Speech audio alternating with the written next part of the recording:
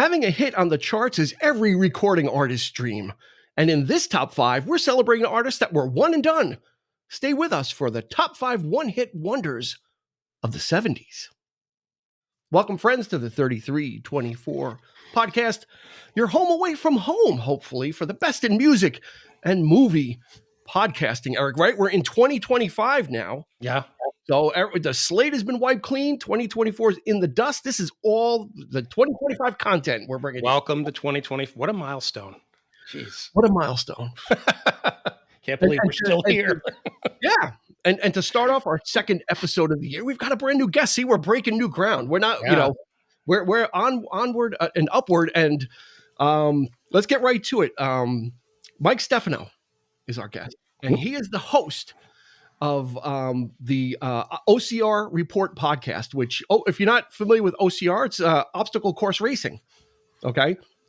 Which is a very interesting type of, there's people that run on roads, then there's people that run on trails, and there's people that do ultras, and then there's people that run on trails but then put obstacles in the way. Sometimes it's flames. Most of the time it's carrying things or climbing ropes and doing all these different things to challenge each other. And I met Mike. I was emceeing an obstacle course race, and Mike was doing his podcast. So I want to talk a little bit about that, because Mike, your podcast is very unique because you cover the obstacle course race scene. Yes. And you go over results and all the other things, but you're also in the field, because that's where I met you. Yeah. I find it interesting. Welcome to the show. Thank you. Yeah, I have to say, I've guested on many shows, but this is the best podcast on music and movies that I've ever been on. So thanks for having me. Yeah, that's what we like to hear. There you go. That's true. But I cover obstacle course racing primarily. Road runs, trail runs, ultras, all that fun stuff too. But OCR really has my heart. I fell in love with it back in 2012, and I wanted to find a way to kind of pay it forward. I'll never be a great athlete. I'm certainly not fast, but I really enjoy talking to people, shining a spotlight on great people. And as you said, we met at Obstacle Wonderland, which was really funny. And this is kind of like a full circle moment, because that was a 70s themed event. And here I am for a 70s themed episode. So I really enjoy it. So just a quick correction. We work under the OCR Report banner, but the podcast is Obstacle Running Adventures. Obstacle Running Adventures. Yes. I stand corrected. And to make sure we get it right, we'll put a link in the show notes to it.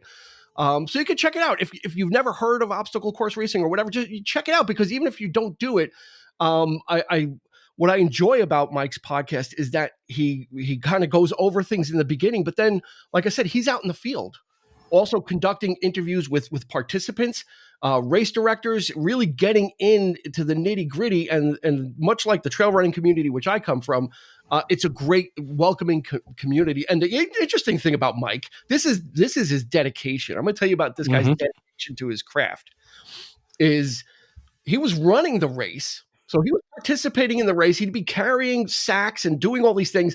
Then he stopped for a while, got out his microphone, started doing interviews, talking to everybody, and then was cooling down. He's like, well, I'm kind of cooling down, so let me stop interviewing, and then went back out on the course and continued to race, and then came back and did more interviews. So he was kind of, not only was he working for his podcast, but he was also like exerting himself, because this was a multi-hour event at Obstacle Wonderland. So it didn't really have a finish. It was how many laps you could do, right? How many circuits. Yeah. And getting it done, and then interviewing people as well. I appreciate the compliment. I really enjoy it. It's a fun thing to do. And if you think that's crazy, I just covered a 24 or a 25 and a half hour race in Florida, and it goes all through the night. And I walked the whole course and interviewed all the volunteers. And I put a lot into it, and wow, it's fun, right? I haven't missed a week since 2017. You guys know how much of an endurance event podcasting is. And just to highlight what a great community OCR has. I mean, I've interviewed a man that was 80, turning 83, and he's done like 300 races. So it's all shapes, sizes, ages, whatever. Come and try an event. It's a good time. Yeah, absolutely. And I was like I said, I was kind of emceeing and DJing. So then he turned the microphone on me. So So, and then we kind of connected, and he's got a love of music. So I'm like, well, let's come on the show then. Let's have a love of running yourself, Dean. That's why you're speaking I so do. enthusiastically about this. Well, This is a subject near and dear to yes, your heart as well, right? I mean, you actually made. Let's plug Dean a little bit here. He actually made a documentary. I did. A while back, which I still have, by the way. about the Leatherman's About Loop. the Leatherman's Loop. He narrated it, put it together, edited it. It was fantastic. Yeah. I'd never heard of anything like that before. So it's very interesting to hear. Like I think of running as just running down a road, starting to a street or whatever, or on a track or something. I never knew that there was these kinds of things with such endurance and to test your endurance in the fields and in rocks and jumping over ponds and all that kind of stuff. I was very impressed that Dean himself would do these kinds of courses, and very proud of the guy. I mean, I don't think I could ever do it. Yeah, and I did do 2 ultras. I did 2 ultras since we're kind of going there. Yeah. I want to get another one done, but I'm struggling with calling myself a retired trail runner. But I think I'm trying to work up to get one more, like one last, like the past his prime baseball player that wants one more shot at the big leagues. That's me. So in the meantime, we're doing this every week, and we've got Mike with us for top 5 one-hit wonders of the 70s. Started out quite easy, and then progressively became more heart-wrenching and ulcer-inducing for me. The more I thought about it, I should have stopped. But I didn't, and I couldn't, and I wouldn't. Mike, what about you? What about you? Yeah, it was tricky trying to figure out like where do they really land on the Billboard Top 100, and I saw some that were kind of cheating, and I know you've called out people in the past, so I tried to make sure that these fit the criteria. So looking forward to seeing how it goes. Yeah, we only put 2 guardrails on this because we didn't want it to get so obscure. We want people to also enjoy this, and also this playlist will be on Spotify. We'll share a link. So you can also hit us up on Instagram, Facebook, and YouTube. Give us your picks, and we add it to the Spotify playlist, so we crowdsource it. Eric, the 2 guardrails were no, it was only one guardrail, really. It had to be a top 20 on the Billboard pop charts. Yes. So we didn't want to go, and the 70s, but we don't want to go too far afield of something like that hit number 70, and I liked it, but it would be too obscure. Right. Yeah, so that kind of made it a little bit easier for me in the sense because I think pretty much all of my picks are at least in the top 10. Okay. But you're saying that you guys were kind of debating whether or not it's accurate or not. So maybe mine isn't. So we'll see. We'll see. Yeah, I relied on Wikipedia for the most part. For everything I found is like because they have that at the bottom of the page. They've got like the chart performance. So I just kind of I relied on that. Before we get started, I've got a quiz question. We're not going to do a three truths and a lie or 3 lies and truth, but I do have one quiz question. Which decade had the most one-hit wonders? The 60s, 70s, 80s, or 90s? Mike, you're the sacrificial lamb, so you go first. Oh boy. Well, which decade had the most one-hit wonders? 60s, 70s, 80s, or 90s? So on one hand, I feel like we're recording a 70s episode, so you want me to lean that way. But I feel like the 80s, there was a lot of weird stuff there. Okay. I'm going to end up going 80s. 80s. Okay. Eric, 60s, 70s, 80s, or 90s? Which decade had the most one-hit wonders?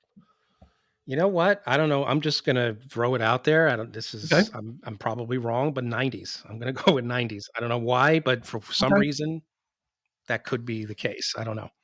All righty. Yeah. The decade that had the most hit wonders was Mike is correct. The 80s, because of the influence of MTV and pushing all these weird things, a lot of weird acts charted that probably wouldn't have just because of the MTV effect. So Mike was absolutely right that the 80s had the most one-hit wonders pound for pound. I would have thought the 70s, especially after doing this list. But it was the 80s that had the most one-hit wonders. So kudos to Haircut 100 and their song Love Plus One. Go ahead and look that up. That's a one-hit wonder from the 80s. I had that ready. Anyway, let's get cracking because we've got If you've listened to our show before, we do our top 5, then we do some honorable mentions.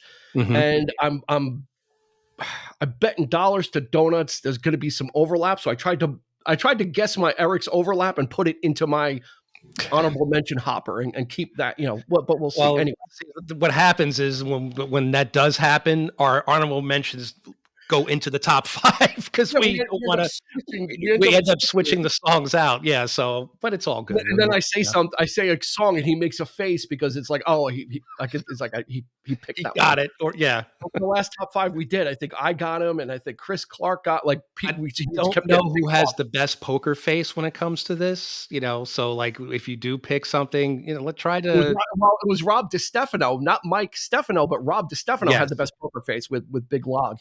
Right. I totally called it out and he didn't say anything, and then his number 1 was that. Anyway, let's get going. Eric, why don't you kick us off with the top 5 one-hit wonders from the 70s? These were all had to be a top 20 or better on the Billboard pop chart. Okay, I never knew who actually did the song, so this one was a little bit hard to find for me because I just, it always reminded me of Van Morrison.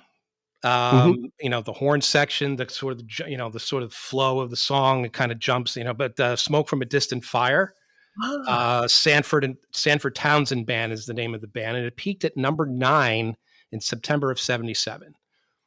So yeah, it's that, Smoke from a Distant, and it has that, and it just reminds me of like a Van Morrison tune, so I always like that song.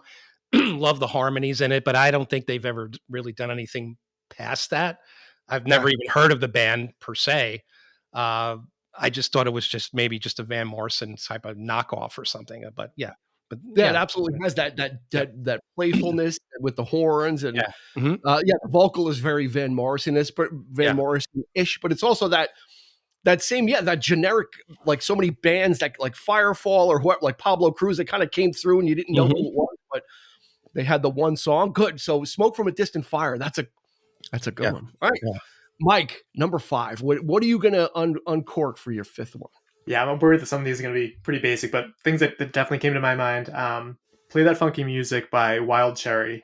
In 1976, I learned a little bit more about them. They were originally a hard rock band, but brought it into disco. They reached number 7 in the UK, number 5 in the US, with 2.5 million copies sold in the US. That's not too shabby especially for the 70s. Right. Play That Funky Music, White Boy. And then Mr. Ice, Vanilla Ice would cop that riff. Yes, he would. Yep. After he stole from Queen, then he lots of legal issues, that guy. What's that? Said lots of legal issues with that guy, huh? You know what? If you're selling that many copies of something, you're okay. I was just thinking about that the other day. It's like if you hit it right, it doesn't make a difference because you could just pay people off. You could say, "Oh, I'm sorry." Right? It's easier to apologize and ask for permission, and then you can say, "Well, here's some royalties." So you're still walking away with a boatload of money. So I thought about that the other day because there's so many songs that really sound like older songs, and then these people are getting sued, and it's probably a non-issue because these songs are making so much money that's like, whatever. Yeah. Sorry, oops. But it's one of those things too. Like if you hear a song, your parents might have been listening to it, right? Or, you hear it and maybe it's stuck in the back of your head. Subconsciously, you're thinking you're creating something new, but it's there.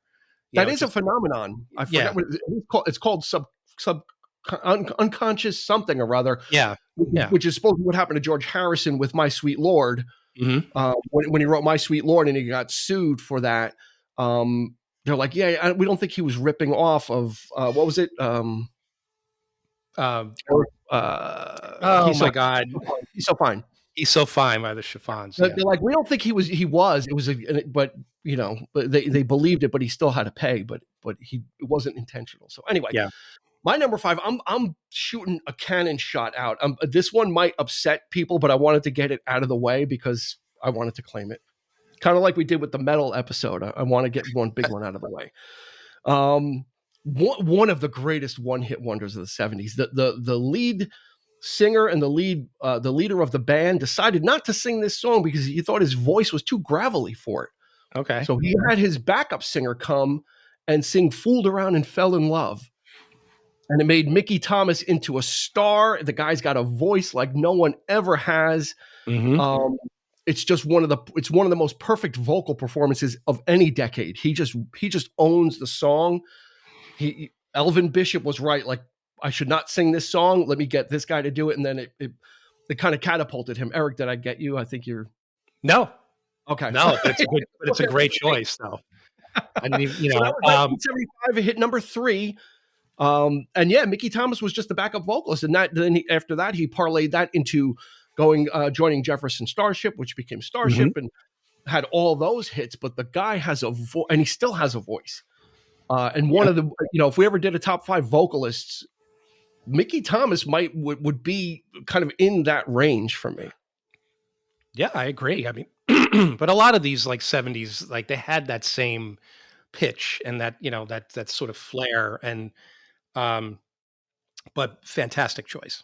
He had the power, and he had the power. I mean, there's a lot of videos on YouTube of him doing it live at the time, and he just smokes it. I mean, he just absolutely destroys it. And Elvin Bishop by trade, I mean, he's a guitar player and a blues guitar player to boot. He's known for playing a lot of and it was always kind of odd to me that this song is kind of not that. You know what I mean? So it's very different. I always thought that, this can't be this can't be the singer, so because he did sound familiar. I always thought it was the guy from Starship. Yeah. And it turned out to be true, but it's like, but I had no idea that that this guy played blues. It's like, wow. That's Bishop. Yeah. He's a decent guitar player. So there we go. There's number 5 out of the way. Mike, how you feeling? You made it through the first round. Yeah, feeling good. You made it through one that's a little related to that, but we'll get to that in a bit. Okay. Uh-oh. He's already dropping hints.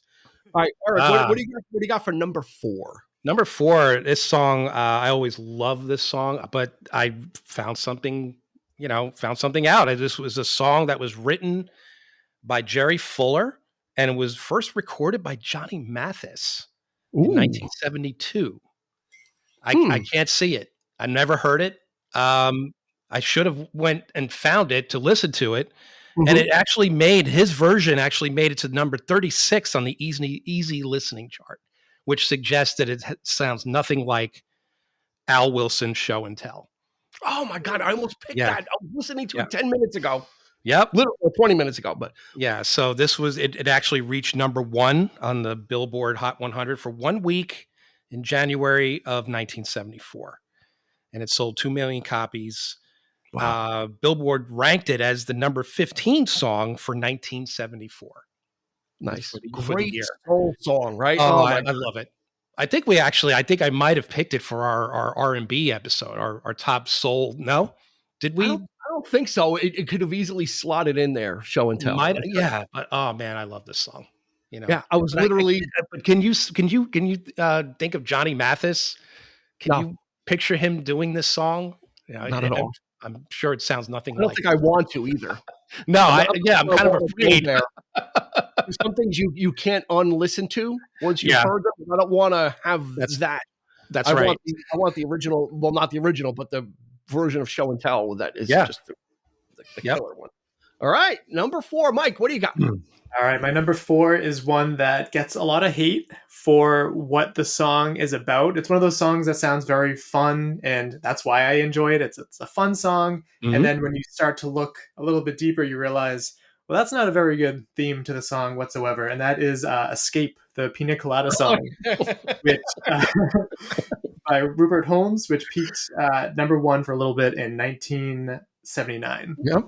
So I know what it's about, but it's still a very fun song, and it's a great song for karaoke. So yeah, I love it, and a lot of people don't like it for that reason. Like it's just I can't believe it's such a stupid song. It's like, and a lot of women, I think, have that opinion of it. I think. Well, it's about 2 awful people. I mean, the woman, the woman started it by putting the ad out. The guy also kind of didn't help himself by responding to the ad, but the woman was the aggressor first. She decided she wanted out, and then he's kind of feeling, well, this ain't for me. I'm going to go see what's out there. Lo and behold, they ended up. The intention is true. Like, they found each other again. Maybe you could argue that, well, now we're going to be a better couple because, you know, we lost something, but now we found it again. You could kind of sugarcoat it, but no, it's yeah. Pre-swiping to the left and to the right. This is when you had to read the newspaper to find love. Right. It was Yeah, like the put ads in, right? You're looking for a car, you're looking for a job, and you're looking for someone to date. Yeah. Yeah. Yeah, Mike, it's a great show. Mike, do you do karaoke? Yes, actually, fun fact, before before obstacle course racing, I had a little stint with like a karaoke show that I did back in like high school, a very long time ago. Wasn't very good, but it was a fun little thing to get myself out of my comfort zone. You ever sing this song? This one yet not recorded, but yeah, hell yeah, definitely sing this song. But there's no evidence. Is that what you're saying? No, not for this one. Oh, too bad. No. You know what? We're gonna find it. We're gonna find it in an old attic or a salt mine. We're gonna find the abandoned tapes of Mike and all the stuff that was, and it's gonna be there. And we're gonna clean it up and restore it. We'll say they are on YouTube, so there is that. Oh, see, okay. See, now you did it. All right, my number 4. A song that I've always. This is a weird thing. Sometimes I really like a song, and then I wonder about the artist, and then I wonder why don't I listen to the rest of the album? Like, if I really like it that much, how come I'm not listening to this group? Yeah, right. I did it with this group. I did that recently, earlier this year. I'm like, I really like this song, so let me give the album a try. The rest of the album sounded nothing like it. The song was a one-off. I'm waiting for like, okay, we're going to get something like this, or even, I don't know, parallel to it. Not exact, but the rest of the music was nothing like it. It's Jackie Blue by the Ozark Mountain Daredevils. Okay. I love this fucking song. It's just a really cool song from 1974, hit number 3, but it's an outlier. I went to the album. I'm like, I think I might be missing something on here.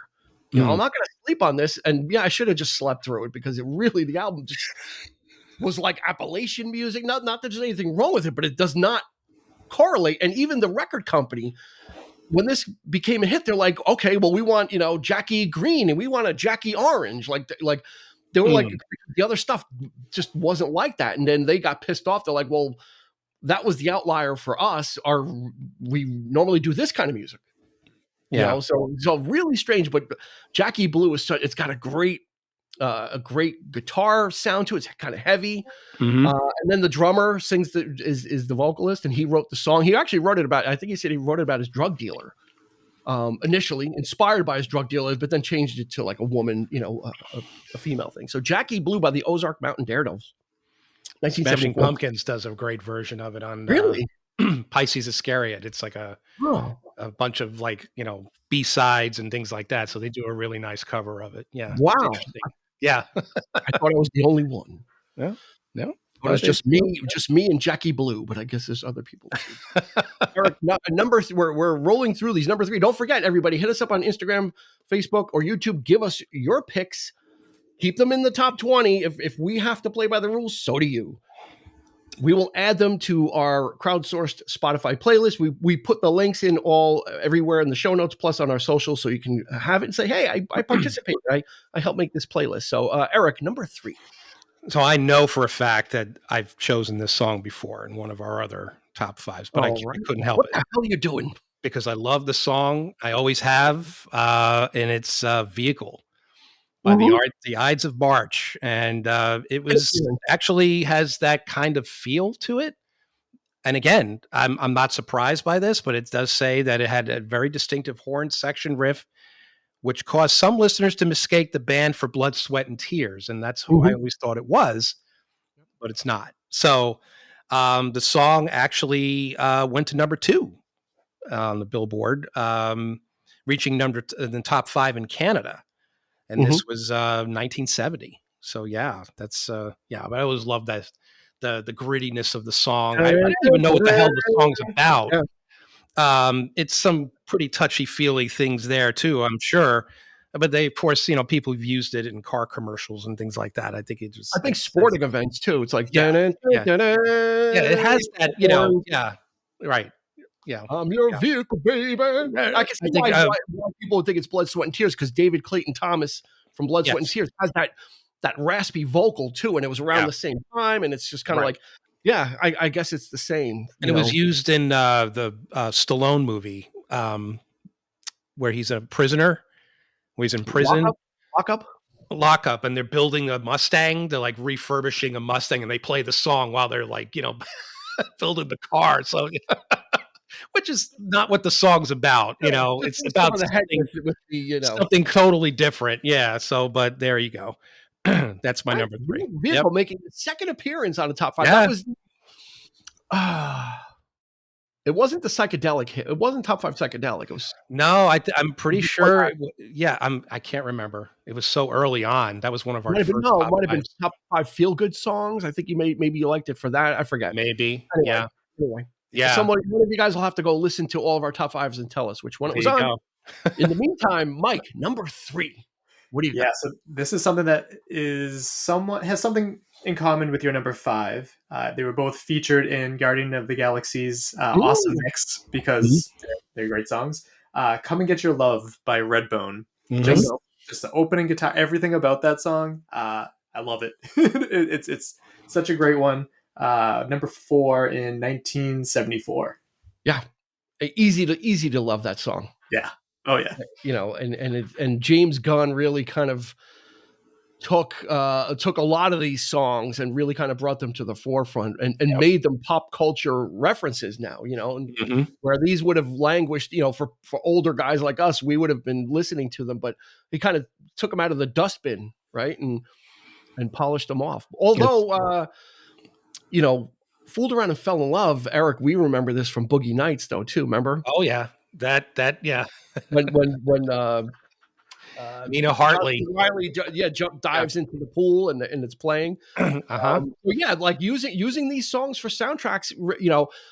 Some people, it can almost get to be too much sometimes, but I also appreciate bringing them back and exposing these artists to a new generation, right? Yeah. It was also cool too how it was featured in the plot too. Like these are the cassette tapes that his mom had left him, and I just thought it was a really cool vehicle to let's have a kick-ass soundtrack. And it is my favorite movie soundtrack now for obvious reasons, but it beat out one that I'll get to later that has an author. Awesome. Yeah, and then in Endgame we get to see an alternate view of the Guardians of the Galaxy open without the music, just with Peter Quill dancing and spinning and just looking like an idiot and singing and take the music away and you see what it's really like. And I loved about Rhodey's reaction. So he's an idiot. So he's an idiot. What's the name? Yeah. Yes. Yes, he is. Yeah. All right. My number 3. Here we go. Another. I bought the cassette of this artist when the album came out for this song back in 1979, but I never listened to anything else except for it was the opening track, and that's all I ever did. Okay? Another case, much like Ozark Mountain Daredevils, it was only into the 2000s that I'm like, I had this cassette. I only ever listened to one song. Let me listen to the rest of the album, and it was fantastic. It was a total opposite of the Ozark Mountain Daredevils. Romeo's Tune by Steve Forbert, 1979 it came out in December of 1979, so we're right on the edge there. It hit number 11. It's one of my favorite songs of all time, Romeo's Tune. And I never listened to I was that kid. I would buy stuff just for the one song, and it was like, I don't know, the mid 2000s. Like, let me listen to the rest of the album. It's fantastic. It was everything I hoped like other records would be after that. Right. And it really was good. He had that Springsteen-ish introspective kind of thing, but he had his own take on it, and the rest of the album matched that. So I really loved, the experience was like, wow. It was almost like a hidden treasure. I bought it, never listened to it, and then picked it up on vinyl when I got into vinyl in like 2015, but I had it on my Zune. If you want a Guardians of the Galaxy reference, it was on my Zune back in 06 and 07. But yeah, Romeo's Tune is just one of those. It's got that opening piano riff and just a great bouncy song, and I love it. Love it, love it, love it. By the way, if you're listening to this podcast on a Zune, please write in, because there might be someone out there. I'm about, I don't know, 5 feet from a Zune. It's in a drawer, but I was all in on Zunes. I had the brown one, I had the black one. had this little Zune one, but anyway, we'll do a dead technology episode, Eric, at one point. Yeah, that'd be fun. Sure. Top 5 dead tech items. We are racing towards number 1. We are up to number 2. Eric, what do you got for your top 5 one-hit wonders of the 70's? This song it's near and dear to my heart. I'm a huge John Denver fan from back in the day. He actually launched this band. He kind of presented them going. Bill Danoff was actually, they were part of his band, his backing band. And they wrote some songs together. So this song came out in 1976, Starland Vocal Band's Afternoon Delight. It's one of those things though, where the rest of the album is kind of so-so. It's very, mediocre. It's good stuff, I guess. It's very John Denver-ish without John Denver. But without him, it's, it's kind of bland. But this song always, I don't know. I just love it. It's corny. It's, it says what it says. There's no hiding what it means and what the song's about, but I remember that year. It was a great summer that year. I mean, it was the bicentennial. I remember the ships coming up the Hudson and the whole bit. And this song was played over and you hear it on the radio every 20 minutes or so, and it went to number 1 in July of 1976. And I think it stayed there for a few weeks, but it was a monster for that year. And I just, to this day, I hearing that opening strum of the guitar, I'm like, yeah, this is good stuff. And of course, Anchorman kind of did it dirty, but not so much. But they kind of honored it, and it was some really nice harmonies from those guys. I couldn't believe it, But yeah, they did it with love. Yes, they did. Yeah, that was a great scene. You guys kept your head on a swivel.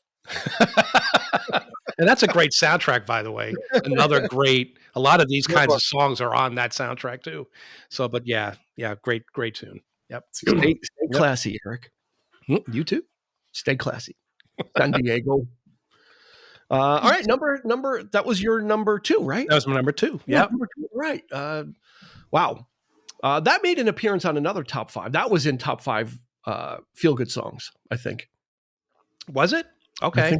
I think so. Yeah, that's all right. Sorry. Hey, these are multi-tool songs. They fit a lot of different things. I had many that I was slotting in. I'm like, oh man, But then I knew at some point we were going to do an episode like this, so I saved a lot of things that I would have used on other episodes because I'm like, here's where they're going to get better or get better exposure. And but we'll see. Number 2, Mike. What do you got? Well, let me ask you before you go any further. Are these in any type of order, or did you just kind of fill them out? I came up with a list at first, and then I tried to come up with a ranking of them. Okay. And then I double checked that they were in the parameters too. Okay. After that. Also, it's going to be really tough for you guys after having so many episodes to try to not double dip, because I remember listening to the one of songs with colors in the title. And I'm like, where's that ELO bell? And then you said, we specifically didn't say. I used it elsewhere. So I try and kind of, if somebody else uses it, I'm never going to stop them. I'm never going to stop anybody from putting ELO in a list, but I'm going to. Happiest song. Love it. But that doesn't mean we won't have part 2s also. Some like this, we could easily do a part 2 and 3 and continue. But for now, number 2, what's it going to be, Mike? Yeah. So my number 2, I guess another love song, but this one actually like a true love song, reached number 12, Billboard year-end Hot 100 singles of 1972. Brandy, You're a Fine Girl. Mm-hmm. I love this song. I loved this song when I was a kid, listening to it with my grandfather, who introduced me to like lots of great music back then. Every time it comes on, it's such a pleasure to listen to. So yeah, number 2. Yeah. Also made a major plot point in Guardians 2, Guardians of the Galaxy 2. Was not my intention, but yeah, that's a good point. Yeah, actually, I think one of the only songs where they really break it down, right? Kurt Russell just like, this is the greatest song ever written, right? Yeah, and I'm inclined to agree. Or the way he describes it, anyway. You could, why not? So yeah, but even before that, it's again another underrated song that I'm glad gets brought to the forefront because there was so much great stuff. And yeah, there's a generation gap, and music comes out so quickly and is consumed so differently today than it was when we would listen to this. So I'm glad that movie soundtracks is a way to present this music because probably the younger people today are not going to listen to an oldie station where they would hear that. But you go to a Marvel film or you go to a DC or whatever, and these songs are in there, and then they become needle drop moments, right? And then people are like, oh, what is that? That's kind of catchy. And, oh, it's from 72. Oh, that's my grandmother's, or whatever. It's like, but it's music is great no matter when it comes out. But it's the longer we're on the timeline, the more this stuff gets pushed back, and kind of gathers a little dust. So I'm happy that kind of stuff gets kind of reused. And sometimes I forget. I'm like, oh shit, I totally forgot about that song. And then I'm like, oh, go back and listen to it. So my number 2. This was interesting. This group recorded. They're from France or from Paris. I don't know that if they're French, but that's where they kind of formed. Recorded an album, recorded a single, and then broke up 6 months later. And then the record company picked up the single, and it became a hit. "Dancing in the Moonlight" by King Harvest. Great tune. Dancing in the moonlight, everybody. Anyway, 1972, hit number 13. Again, it probably could have fit in the Yacht Rock episode, I'm sure. Again, a lot of these songs are multi-tool songs, but it's just one of those mellow songs. I just kind of, it's got that mellow vibe to it that only the 70s had. The 70s had a kind of laid back, really chill, not I don't give a shit, but just kind of everything's cool. Like everything's great. Like it's awesome. Like a lot of the music was just kind of like that. Like it was just kind of like, dancing in the moonlight, Yeah. We don't fuss and we don't fight. We keep it loose. It's like, that's the way it really was. It was kind of like music. You hit it right on the head there. It's like the vibe was where it was at. And yes, somebody could write a song about people having sex or write a song about something like escape or something like, but the vibe is there.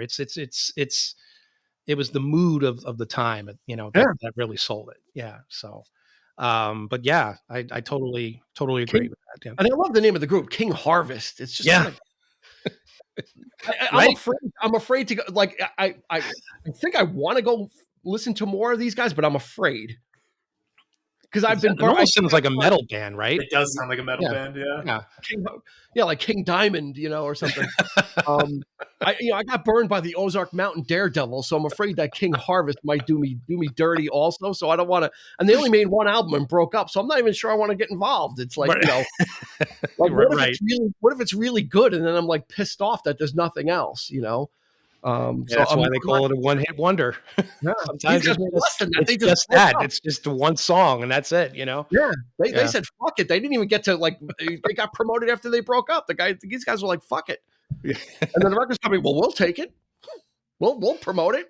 And then it became a hit. So I don't even know if these guys regrouped to cash in on it, or there's very little written about it. So it was just kind of like, all right, there it is. Great tune. You hear it all the time. Even now, it's like, it's all over the place. Yeah, it's all very chill, very chill. So here we are. We're at number 1.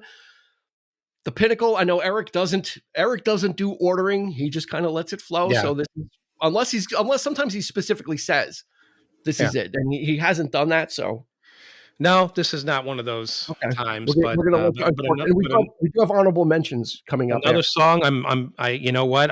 Now that I think about it, I think I picked too many songs that I finally used, double dipped, but I can't help it. I mean, another song that I heard all the time growing up as a kid was, and of course, Dean and I love the Bee Gees. They wrote this song. Mm-hmm. You know where I'm going with this. There was this Australian singer named Samantha Sang, and she did a cover of their song "Emotion," which went to, I believe, it was number 2. Yeah. In 78, and it was a number 14 song of the year on Billboard Hot 100. That what year was that again? 78. Yeah. Mm-hmm.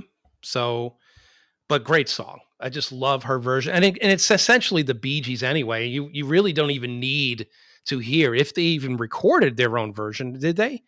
I I don't. don't think so. No, I'm I not think sure.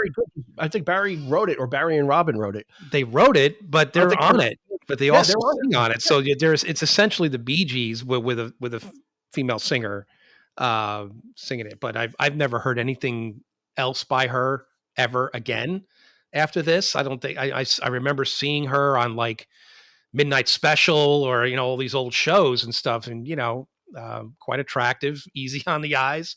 But after that, I never again did I ever see her. Never heard it from her. It's like it's kind of bizarre, just how this. I guess we could say Samantha Sang. Wow. Hey, we're laughing. You got us laughing. I don't know why Okay. you're chirping. So I was expecting silence, so I had the chirp. I had the crickets on hand. I opened the jar and they just started.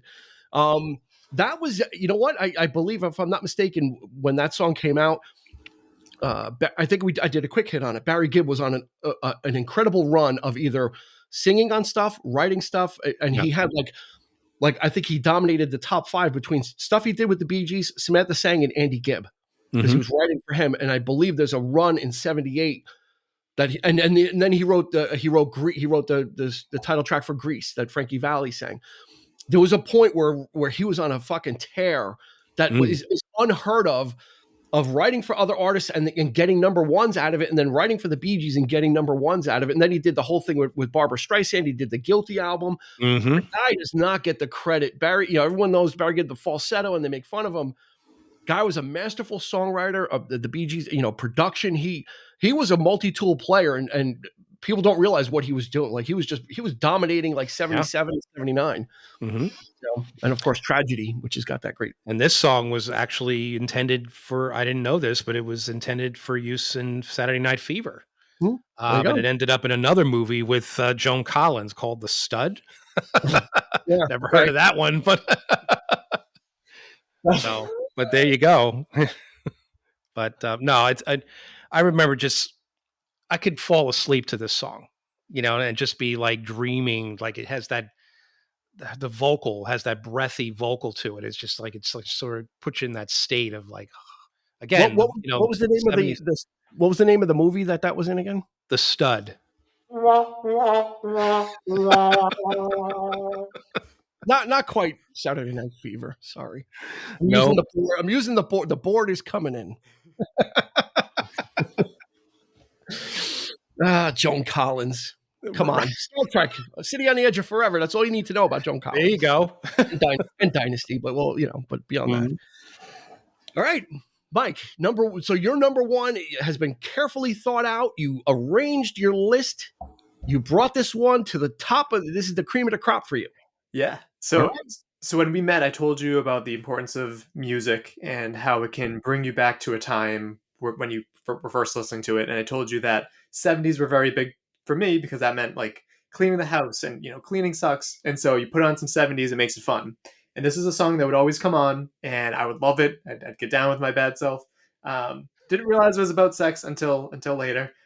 Ring My Bell by Anita Ward. Yes. 1979, written by Frederick Knight for Stacey Ladisaw. Yes, Stacey Ladisaw was a soul singer.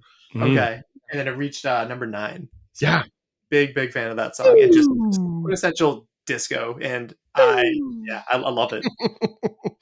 Yeah, Ring My Bell was big. Height of the disco era. Right, Eric? Yeah. Classic tune. Yeah. All that stuff was just rolling out. There was a new disco song coming out like every week. There was something new that was danceable, and and Anita Ward was right in there. So Ring My Bell is that's the peak. I love it. I know a lot of these seem kind of like it's great. I looked. It was kind of circling the outside. As I looked at a lot of like Spotify playlists to get ideas too. I'm kind of like trolling through things, and it came up a few times. I'm like, oh, I was like, oh, it's a good one. Yeah, but I do have a woman for number one. Eric should be able to predict it if he doesn't know it. He knows it. My number one is my number one of all time. Nothing will ever change. This is the greatest song of the 70s. I absolutely love it. It takes me back to when I first heard it as a kid. It's jazzy. It's got one of the greatest vocals, but it's also one of the best produced songs ever. Midnight at the Oasis from Maria Muldaur. Another person. I bought this album. I'm like, I want more. I didn't get more. She sang like everything was old timey songs, other than A lot this of covers outlier. on that Yeah, record just kind of weird old timey stuff and banjo-y and like weird. I don't care. This song is it. It's got innuendo. That's great. That's fine. But I love it for her vocal performance. The guitar work on it is I forgot who it was. I didn't write it down, but it was a jazz guitarist that they got to do all the fills. 1974 hit number 6. She never had another hit again. But oh my God, it's the perfect combination of vocalist and production and everything I love about music, about greatly produced stuff. It checks off all the boxes for me. I absolutely love it. I've loved it since I was a kid. It will never change.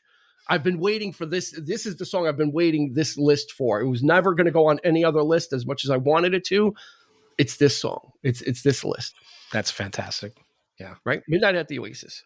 Yeah. Sultry, jazzy. Oh, it's got everything to it. And you know what? In a weird way, Mike, I hope it's never used in a movie because I want it for. I'm being selfish.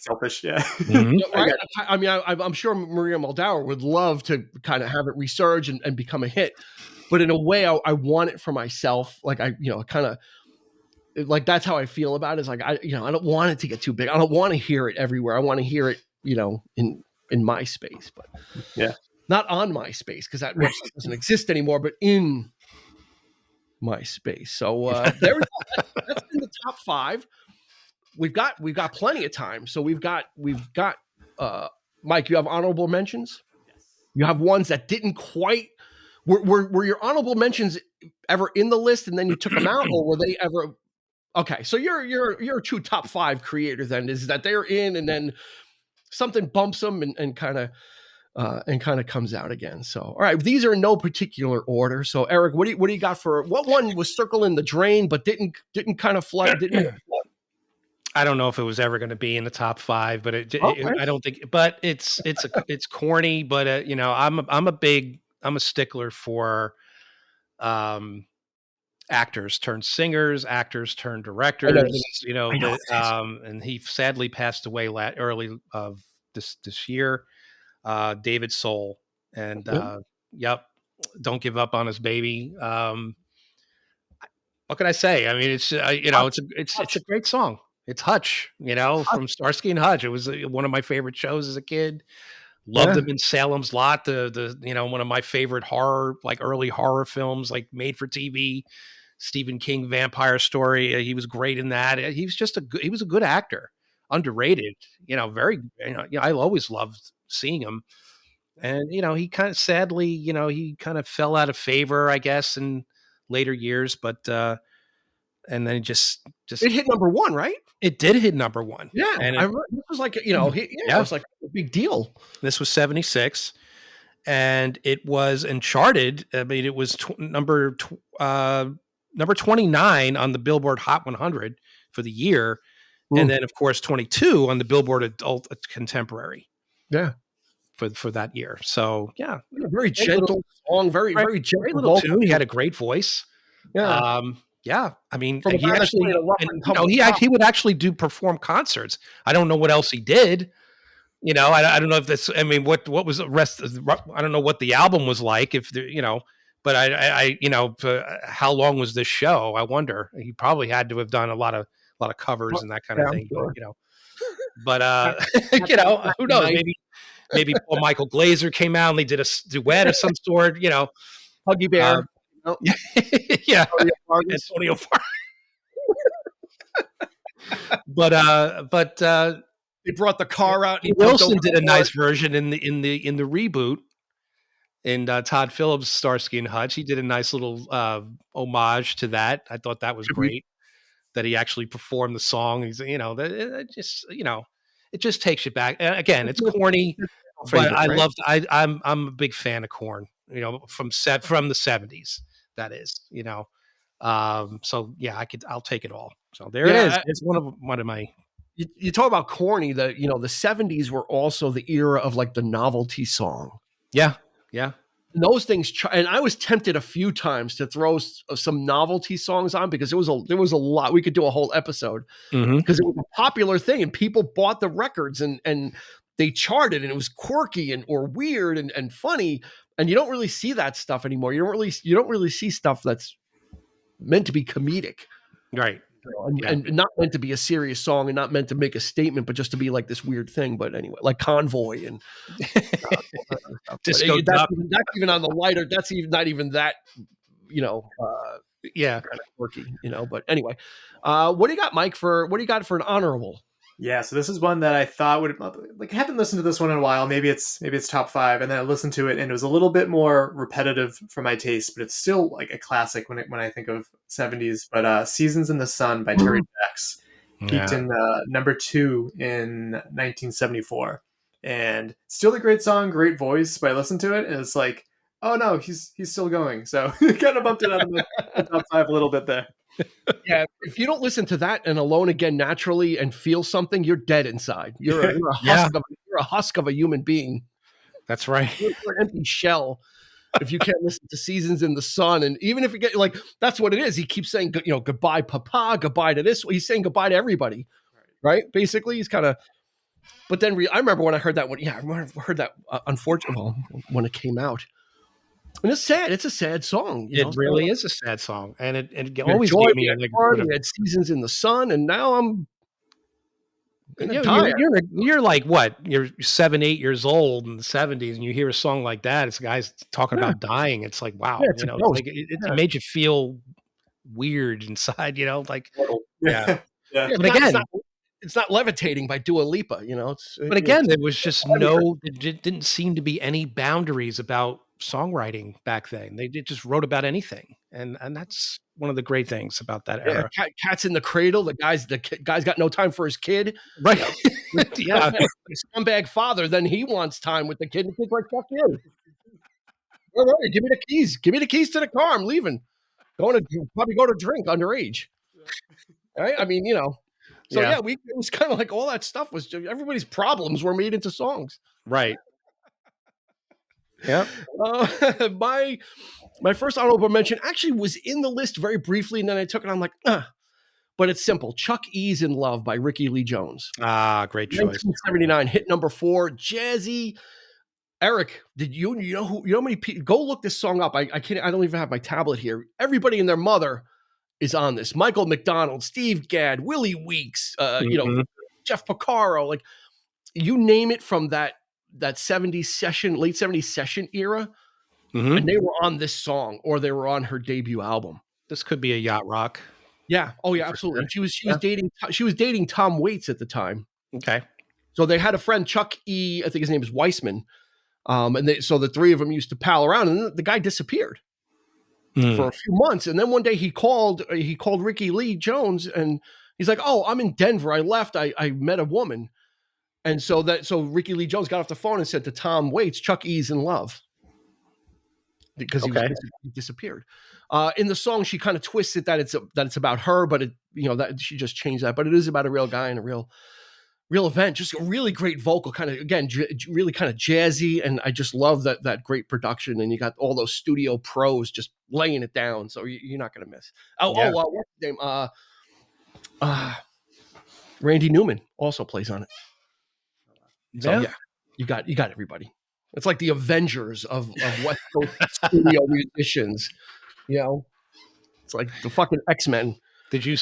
Speaking of yacht rock, have you seen that documentary on Not Netflix? yet. I gotta watch that. I gotta watch the Beatles one too. The Beatles 64. It's on Disney Plus, and then I gotta watch the yacht. Well, funny thing. Well, did you hear about Donald Fagen and the yacht rock? Yes. So they play it in the documentary. They actually they call him up, right, and say, hey, we were doing a documentary about, we want to use your music, and he's like, they're like, well, he's like, what is it about? It's like yacht rock. He's like, go fuck yourself. Yeah. And hangs up, but then he lets him license the songs. Yeah. So was he being crotchety, Donald Fagen, or was he really the angry? guy, like you see the footage of the guy making the phone call and Donald Fagen answering the phone. So he's just laughing. He's like, I think he just hung up on me. He's like starts laughing, But that's I could see Fagen totally absolutely doing that. Yeah, but that's really what the document. It's like it really it's actually kind of contained, but session players play a big role in the in the whole thing. So absolutely. All right, you got another while you're on a roll. There, you got another honorable. I do. Number one, for 3 consecutive weeks in January 14th, the week of January 14th, the 21st, and the 28th of 1978, and number 10 on the R&B charts in 1978. "Baby Come Back." By Playa. Playa. So great. This almost made the top 5. This came very close, but what can you say? Just another great tune. I'm surprised they didn't use this on Guardians. I wish it were on that soundtrack, because this is one of the air like songs of that era. I think Tailor-made. Yep, absolutely. Love it. Yep. And it has that, and of course, again, yacht rock has that vibe. It has that groove.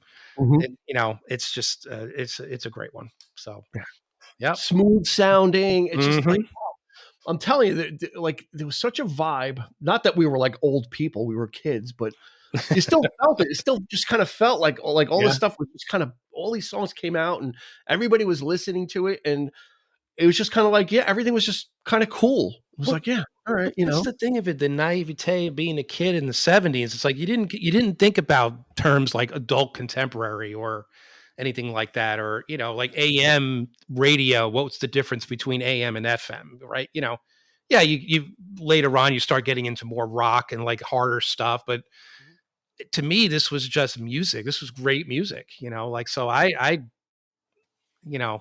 I don't look back on it and say, that song doesn't hold up or whatever. I just love it all. Yeah. And there was cigarette commercials on TV. Yeah. Marlboro Man. Yeah, that's right. Smoking a cigarette and riding a horse on over the mountains. Anyway, Mike, give us where the hell did that come from? Because I didn't want everyone to think that it was so great in the 70s. I mean, there was no. It was a dirty underside. It was an underbelly. Of course, it was. Marlboro Man. Yeah. So I got one that was. This was hard to bump out, but I ended up bumping out because it technically came out in 1969. Also on a great soundtrack, Remember the Titans, which I think is my second favorite soundtrack of all time. But yeah, since it was 1969, I figured it was kind of cheating, but it didn't chart until 1970. All right. And it's peaked at number 5, and it's Spirit in the Sky by Norman Greenbaum. Great song. And it's so tied with that movie for me mentally too, that I'm like, oh yeah, that's a really good one-hit wonder of the time. Classic riff. Oh yeah. I mean, when that song opens, it can be nothing else but that. You're in for a good time. Yeah. And the most unrock and roll name, Norman Greenbaum. Yeah. It's been used a lot in sound. It's actually on the Guardian soundtrack, but it's not in the movie. Is it really? I think they used it for the trailer, if I'm not mistaken, at the times, but it is on the soundtrack. They did include it. So, but I think it was on Apollo 13 too. Like I think Ron Howard used it on that soundtrack too. Yeah. Actually, I heard there's a cover version in the 80s that I heard first by a group called Doctor and the Medics. Yes. And they did a version of Spirit in the Sky. I heard that one first, and I'm like, oh wow, this is kind of 80, this is kind of retro-y for the 80s, and they were kind of a gothy looking band. And I'm like, oh wow, this is kind of weird and kind of funky. And then I was like, oh no, this was it was a cover. But I heard the Doctor and the Medics version first. Yeah, I'm glad you said that, because I did write it peaked again, number 1. Got a lot of UK stats. I don't know why, but number 1 in UK 1986 with Doctor and the Medics, and then again in 2003 with Gareth Gates. Okay. Not as familiar with him too, but like people just remaking that song, trying to make it amazing. See, I get to keep my 80s street cred by you don't get much more obscure than Doctor and the Medics, for crying out loud. Yeah. That's a horrible name. It's well, yeah. It doesn't really mean Doctor and the Medics. Like, all right. Anyway.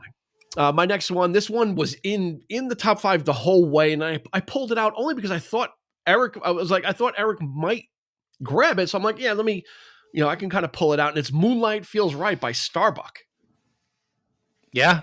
1975 hit number 3. The only hit song with a marimba solo. Right? It sounds like the xylophones, Yeah. I love Amazing. that. It's another like easygoing song. I wrote that, it's the prototype of yacht rock. The funny thing about it quickly is that they were trying to get this thing going. It hit in 1975. They were trying to promote it in 1974, and all these stations were like, yeah, we'll play it. It was like August of 74, and no one was playing it. But there was a station in Alabama when they got it and listened to it. They're like, this is like a spring type song. Mm-hmm. We're not going to play it in August for some reason. So they shelved it, but they kept their promise and they started playing it the next year, and it took off. And that marimba solo was the first take.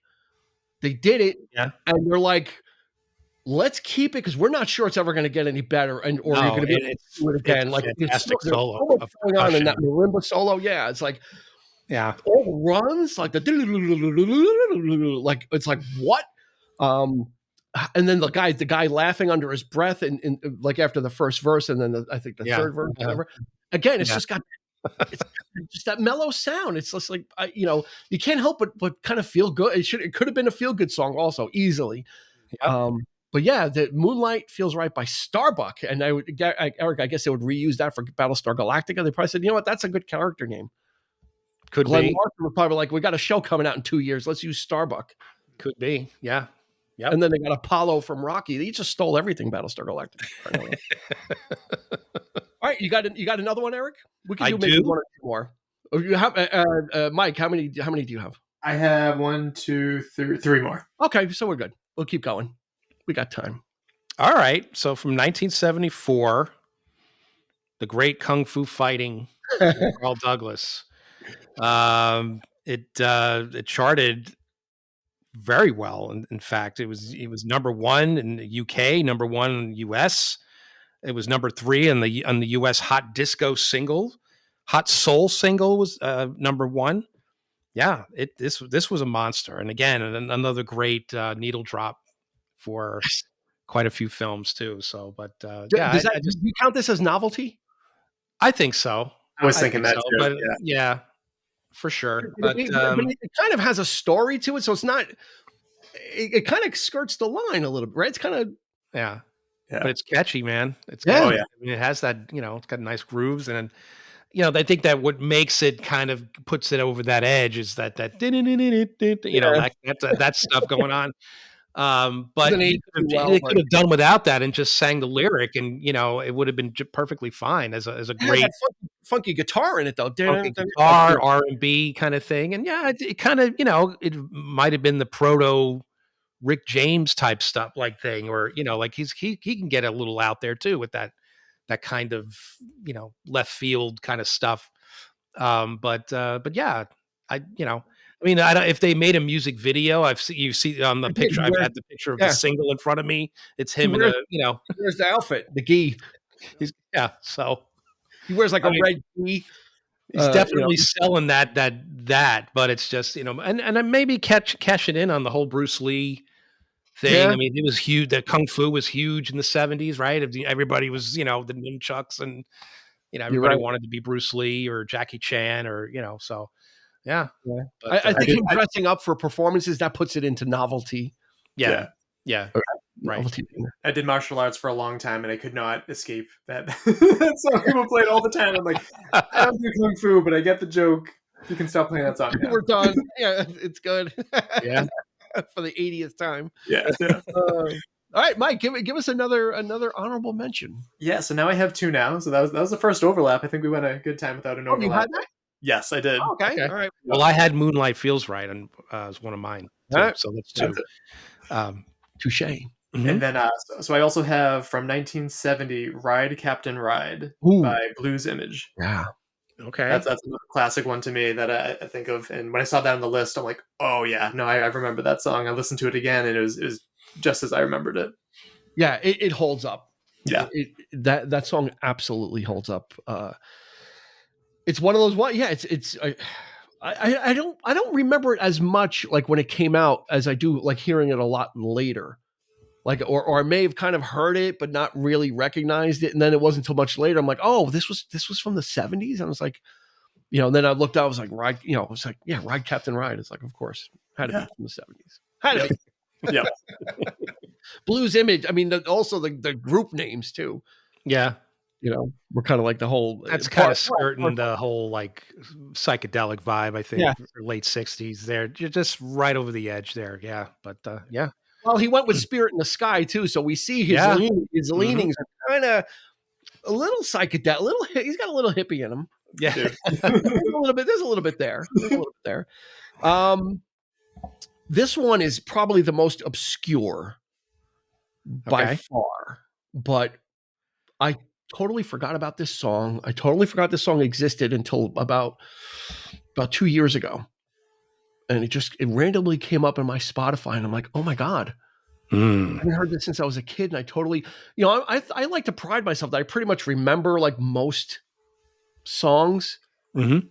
And it came up. I'm like, I can't believe I totally forgot this song. It's called Third Rate Romance by the amazing Rhythm Aces. Came out in 1975. It hit number 14. It was a country crossover hit. Again, this is probably the most obscure I'll ever get.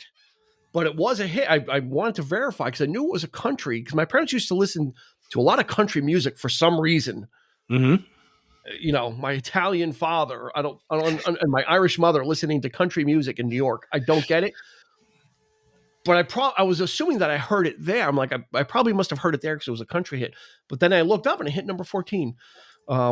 It's just a very simple kind of song, very simple tale, but it's got some tasty guitar work. There's kind of like the way, Eric, the way Sultans of Swing has like little guitar licks in between.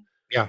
Mm-hmm. This is kind of like that. There's like little licks and little guitar phrases in between like the verses, which is nice. It's got a very tasty guitar solo. So I don't expect a lot of people to know it, but I think everybody will enjoy it. I have to check it out. My uncle was like that too. He was always listening to country music, on the way it was weird. Shooting range, and he used to go up into the Poconos and all that kind of. But but those were a lot of crossover hits, right? I mean, a lot of country artists kind of, giving it that pop vibe. The production standards, of course, were. Dolly Parton was good for that in the 70s. Yep. What we got? One more. We got one more in this, right? Let's do one more. All right, Eric, one more. What do you got? All right, so my last one will be come on, The Hustle, Van McCoy. 1975. This thing again. U.S. Billboard Hot 100, it was number 1. Hot Soul, number 1. Adult Contemporary, number 2. Yeah, I mean, I don't think it you're talking about New Zealand, number 5 in New Zealand for that year. I mean, South Africa, number 5. This was a monster. Yeah, this was a worldwide thing. I mean, Germany, number 3. Ireland, number 5. This was, the chart is huge on this one. But man, I remember this was a phenomenon when this song came out. You would hear it, you would see it, you'd see people like the whole, when anytime anybody like a newscaster was talking about disco, this was the song that they would play, and you'd see the people on the dance floor. I mean, it's like right out of Saturday Night Fever, but this always was. Yep. The go-to tune, I think, for that. This was the dance that everybody did. Nobody could dance like John Travolta in Saturday Night Fever. The hustle was the dance that everybody did. Yeah, right. That was the kind of that brought everybody on the floor. It was a group. It was a dance that everybody lined up and did, and kind of like a precursor to line dancing. Everybody got on the floor and was in row, and you do the hustle. Yep, and it was just huge. Also, just a great opening to that song too. Mm-hmm. You can only imagine that on the dance floor. Yeah, absolutely. All right, Mike, one more. Yeah, so my last one, closing out with some more disco, but I love The Nightlife by Alicia Bridges, 1978. It was on the list. Took it off. Oh, okay, yeah, Alicia Bridges. Classic one. Again, goes back to Ring My Bells. One of those songs I would play. I'm like, oh yeah, this absolutely takes me back as a kid. And heavy nostalgia for these picks, but that's a good one. Yeah, I want some action. He had a very very very strange voice, but Yeah, but very it worked. distinctive. Yeah, very Quirky, yeah. distinctive. Yeah, Alicia Bridges. I want some action. But it's so catchy. I had it. I used to love that song because it has that feel to it. It has that like that disco nightlife feel to it. Yeah. It feels like you're in the city or something, and kind of driving through the city or going to a club. Not that I was going to a club at any age then, but it's kind of like, it felt like that. It felt like you were there and involved in it. It was Studio 54. Romantic. You would see like images of that, and you hear that song. What was the movie that it was featured in? It was the vampire movie with George Hamilton. Love at First Bite. Yes, and Susan St. James. Yeah, they played. That was the song from off of that soundtrack. I remember. Yeah. Now let me ask you a question, because I was going to put one on my list, but they had it. The group had it. I didn't put it on the list, but the group had another hit. They had one hit in the 70s, and then they had a hit in the 80s. Would I have been lying to myself if I put Boogie Oogie Oogie on the list? That song, Get Down, Boogie Oogie Oogie. But they hit again in the 80s, so they really weren't a one-hit wonder. They were in a decade, but yeah, they were in the 70s. I think that would count. I think I could see that being a stretch, but I think that would count as a one-hit wonder. I just didn't want to be a hypocrite. Yeah. Be called out and be like, well, they did have another Well, hit. I mean, if we're going to go there, then any number of these songs we just mentioned have become hits again. No, but I meant the group had another hit. No, but the group had another hit in the following decade. Oh, I see what you're. Okay, gotcha. Okay, technically they had one hit in the 70s, but anyway, that is neither here nor there, because my final pick is "I Can Help" by Billy Swan. Oh, what a great tune! 1974 hit number one. Again, crossed over from the country charts. Yeah. That he's using it's called a farfisa organ. I love that you hear throughout the whole thing. Which kind of grounds the song. It makes the song. Yeah. Yeah. He's just kind of, it's just kind of this organ. He's not playing notes on the organ. He's just playing chords and just kind of holding it. Almost like a church organ, where it's just like, burr, burr, burr, burr, like that type of thing. Again, very easygoing vocal. It's like, you need something, I can help. Your child needs a daddy, I can help. It's just a really great song. And then, if you, on Spotify, we're going to have the full version, because when it was on the radio, it was cut. The full version is actually two false endings. It kind of fades out, and then it comes back. And they're kind of, and he's holding the guitar. He's holding the chord on the organ, and then they kind of come back and they play like another refrain of the instrumental, and then it ends again, and he's still holding the chord on the farfisa, and then they play it again, and it fades out. You hear people clapping as if it were live. Yeah, as if they were in the studio, like but it was featured in Thor, the first Thor movie. So if we're going there, it was when he was God, I missed that one. Yeah. I think after this, no, you know what? We need to make a rule. If it was in a Marvel movie, you can't use it anymore. We need to kind of, they know how to pick them. I think we need an embargo. I think we need a self-imposed embargo that Yep. I didn't even realize. They play a little bit of it. I think it was the when they were all trying to like lift the hammer, like everybody's trying to okay, and all the like everybody's lining up, like the guys in the pickup trucks, and that when they find it in the desert, and they're all trying to lift it, so that they're playing that song in the back. I didn't know Kenneth Branagh had it in him. Right. All right, that's going to do it for our top 5 one-hit wonders of the 70s. Yeah. You got top 5, but you got 4 more, so that's 9 each times 3. So that's 27 songs right out of the gate of a playlist, which is going to be a home run. Nobody adds anything, but we want you to hit us up on Instagram, Facebook, and YouTube and add to it. And we're going to put a link in the show notes for that. We're going to put a link in the show notes for Obstacle Running Adventures, so you can check out Mike's podcast and the OCR Report, which is their Instagram handle. I got it mixed up. I'm very sorry, Mike. Mike Stefano, thank you so much, dude. You're welcome back anytime you want to come on. Open invite. Appreciate you guys having me. This was a lot of fun. Yeah. We always have a blast. But I think top 5s are great for new guests because it's kind of easy. They can bring their own material, and it's something that it's a lot of fun. It's we do a lot of reminiscing, and I think it's, it kind of brings out the personal stuff of music. What connects you to these songs, and we like to hear. Right. We always love to hear about that. Why people choose things and how they connect to it and why. So, right, who would have knew you're into martial arts and like kung fu fighting was like became the bane of your existence. Like that and the Karate Kid movie, both of those are just common references. There you go. Well, the Karate Kid again, that went through a thing where it was a cult film. Now because of Cobra Kai, everything is Karate Kid. Again, I kind of feel like I wish it didn't, because I'd rather have Karate Kid as a personal, film that is ours type thing. But Cobra Kai kind of brought it out, and Ralph Macchio's got a second lease on life, which is great. He just got a star on the Hollywood Walk of Fame, and Mr. Lawrence was the one that did the.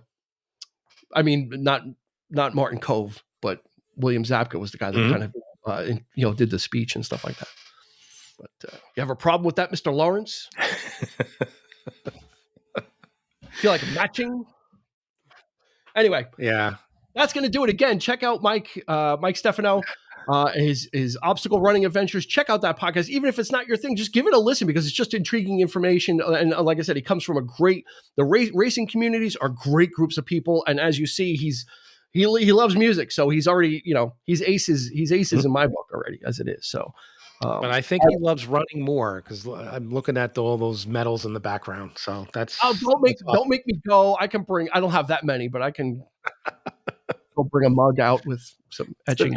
For a busy year. There you go. But yeah, he's always out and about. So I thank you for making time too, because this guy's always out and about, going to races, and like I said, interviewing out in the field. We just Eric and I sit in our comfortable chairs and talk about stuff, and Mike is out there getting it done. So it's great to meet you, Mike. Good to meet you too. See you again. Yeah, anytime. Yeah, absolutely. So that's going to do it for us. Again, Instagram, Facebook, YouTube, hit us up there. Give us your picks. We will add them to the dynamic playlist and grow it. But like I said, the parameters are still the same. You're going to have to do, if you don't do the research, I may do it for you, but we want to keep it to top 20. But I think most what people know are automatically going to probably slot in there. So we're going to be good. But that's going to do it for this episode. So for Mike, for Eric, this has been Dean. We will catch you on the flip side.